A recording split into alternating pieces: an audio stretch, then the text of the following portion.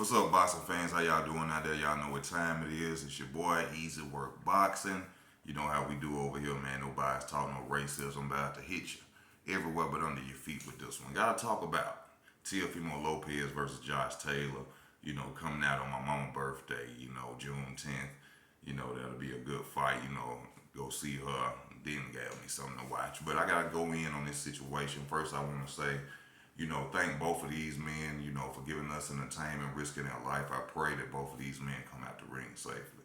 But we gonna see the takeover get took over, y'all. Yes, we are. We gonna see the takeover get took over. Teofimo Lopez, one thing I love about Teofimo is that Teofimo, I wish that a lot of boxers had his heart and his mind of boxing, of how he will go out there and literally go to the biggest guy out there, the biggest name out there, to put himself up on the pedestal. So I give him full respect for that. I want to let y'all know that Teofimo Lopez is basically an athletic fighter. His athleticism is what makes him so good in the ring. Not to criticize his father, I want to give a shout out to all the fathers in boxing. Y'all are great fathers. Y'all prove that by putting your sons into careers and making them champions and millionaires. So there's nothing really bad we could say about you besides the boxing. The problem with Teofimo Lopez is his father, because his father, in my opinion, don't know nothing about boxing, and you can't teach your son to be a mechanic if you ain't never fixed a car.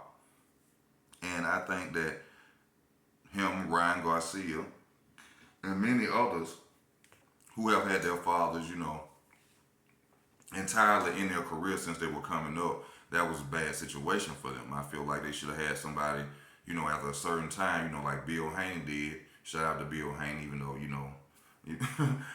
Bill Haney did. He brought Floyd Mayweather Sr. in there for his son, so that made the situation a little better for Devin Haney. Brought him skills and more knowledge about the sport of boxing from a real trainer who actually fought.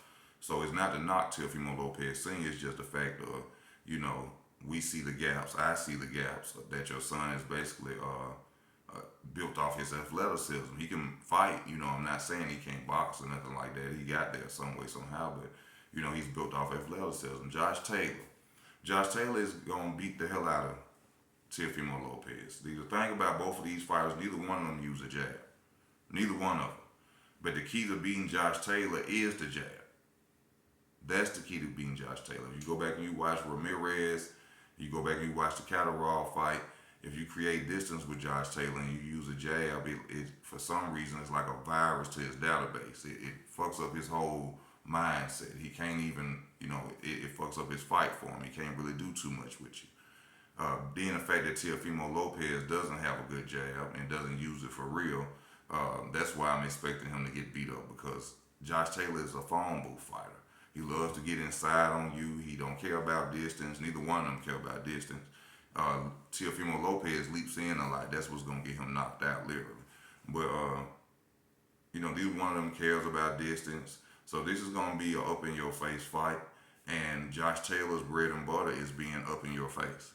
He beat one of the fighters I like, Regis Prograis, which I feel in a rematch he wouldn't do it, because if you have a good trainer, which I don't think Teofimo Lopez has, your trainer will see that once you keep a consistent jab in Josh Taylor's face, it stops his whole game plan.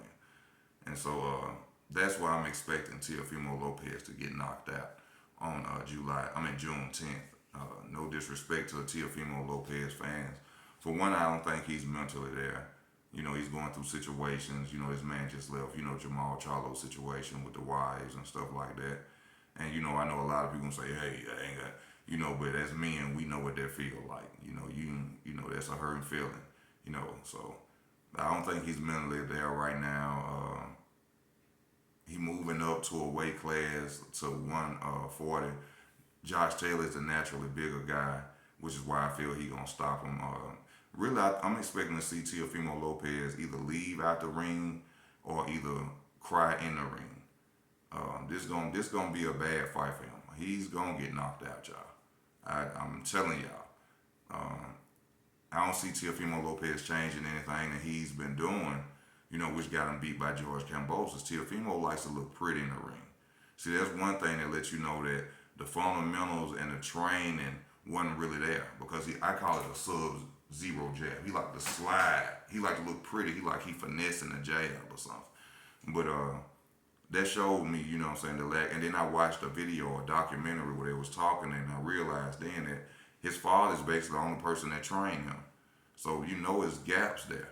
And like I said, doesn't use a jab, strong fighter, great athleticism. You know, love the fact that his heart, he goes out there, he challenges himself. But the Takeover gonna get beat the hell up, y'all. I'm telling y'all. If he had a jab, good jab, then the fact that he coming up from 135 and y'all think he finna beat Josh Taylor, no. And then the thing about this is that think about the Sandor Martin fight. Sandor Martin, do you think Sandor Martin is a better fighter than Josh Taylor? And he a southpaw too. And it's the same guy that dropped Teofimo Lopez twice in his last fight. And then what's up with Teofimo Lopez management, which is so crazy. You could have went and fought Regis Prograis, who was beaten by Josh Taylor. But y'all said there wasn't no money there.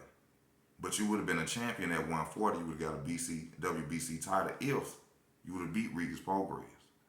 So who was managing you to send you up against the guy that beat Regis Prograis when you're going to get the same reward if you was to beat Josh Taylor? I would have went and fought Regis Prograis first. Got me a belt.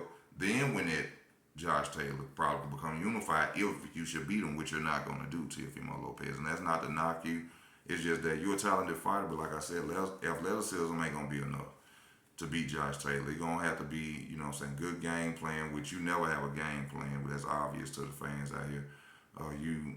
You literally just go out there and wing it out, basically. One thing I did see about you in your fight plan that I did like was against Vasil Lomachenko with the counter right every time he tried to jump left. That was very intelligent of y'all. So, I know it's somebody in there, you know what I'm saying, that's paying attention. Probably your father, but I just feel your father has left you with gaps. And those gaps going to be exposed on June 10th. Like I said, respect to both of these fighters. I'm not a Josh Taylor fanboy for anybody want to get on here and say that. It's just that I watch boxing and I know and I understand it. And athleticism ain't going to be enough to beat Josh Taylor for Teofimo Lopez. Now, like I said, if he had the jab, a good jab, not just a jab. If Teofimo Lopez had the boxing ability, the pedigree, the fundamentals of a Devin Haney or somebody like that, superior boxing skills, he'll beat him because he'll have an efficient jab. He'll beat Josh Taylor. But moving up and don't have a jab, missing a lot of stuff, he's going to lose. So, y'all let me know how y'all feel in the comment section. I thank y'all for y'all love and y'all support of the channel. Please subscribe, hit that like button. If you would like to donate to the channel, you know where to go. June 10th is going down. The Takeover will be taken over. Probably cry in the ring too.